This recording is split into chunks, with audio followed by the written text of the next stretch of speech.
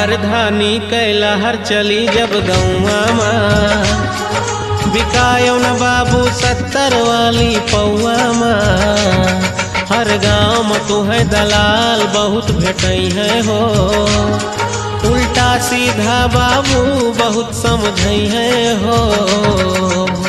लेकिन उनके बात में भैया तू न आयो, 26वां प्रधान के हुक बनायो जो। सोच समझ के भैया सोच समझ के, हो नाली बनवाऊंगा, रोड पटवाऊंगा, विधवा और वृद्धा पेंशन सबका बनवाऊंगा। कर देना वोट इस बार चाचा, 26 में हमको खड़ा है बेटवा तोहार। अम्मा बता देना सबको, हो